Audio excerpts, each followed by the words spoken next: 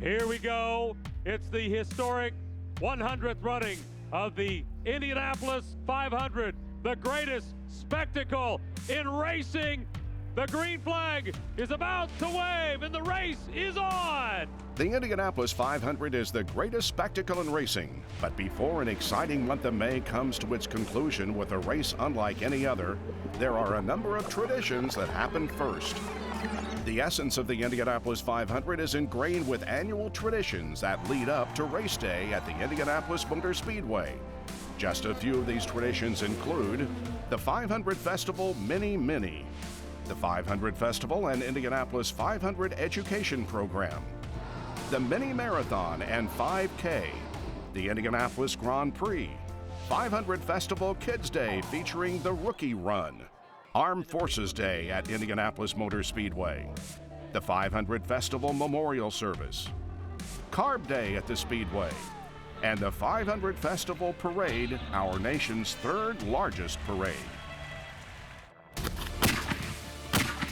Race Day is annually the Sunday before Memorial Day and traditionally gets underway with a military-style cannon signaling the gates are open.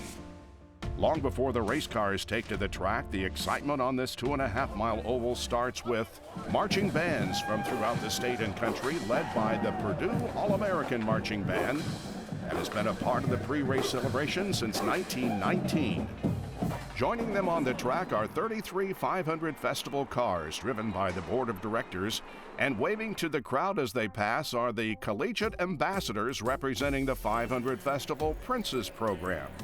The princesses are celebrating nearly 6 months of community engagement in celebration of the month of May in Indianapolis.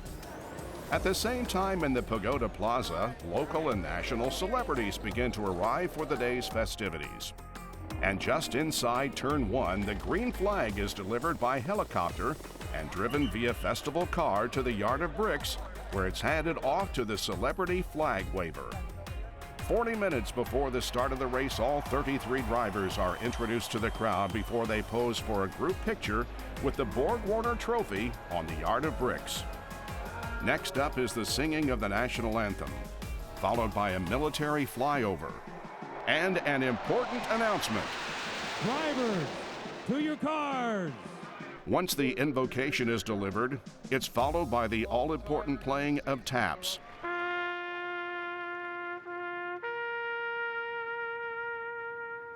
Honoring the Memorial Day holiday and all of the men and women who have served this great nation. Next up is the singing of Back Home Again in Indiana. Home again in Indiana. Which was sung by Jim Nabors from 1972 to 2014 and since has been performed by others with Hoosier ties. Still shining bright. During the singing, thousands of balloons are released, continuing a tradition that began in 1947 by Mary Holman, wife of the Speedway's longtime owner, Tony Holman. Then it's the most anticipated words in sports. And gentlemen, start your engines!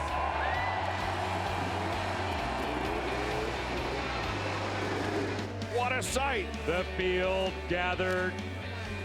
Ladies and gentlemen, here we go.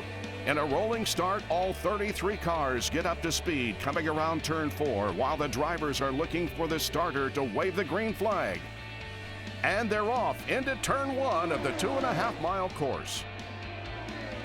Over the next 200 laps, drivers will complete 500 miles, throughout which they will have an average of 5 or 6 pit stops, where the cars will receive any necessary adjustments, change of tires, and fill up of fuel. Each car has a race team or pit crew that performs a pit stop. During a fuel and tire change, there are 11 members of the race team to perform the pit stop, including 7 members responsible for the tire change, 2 for adding fuel, 1 for fire safety, and 1 person responsible for signaling the driver. With 1 lap to go, the white flag will be waved, signaling to the drivers that this is the final lap of the race. And last but certainly not least, when that checkered flag waves, it means the winner of the Indy 500 is approaching and crossing the famed Yard of Bricks. Once the race is complete, the winner will make their way to Victory Lane. Victory Lane has its traditions too, from a wreath placed over the winner's head to a kiss from the 500 Festival Princess program queen. Louis Meyer was the first driver to drink milk in Victory Lane back in 1936, and it's a tradition that continues today.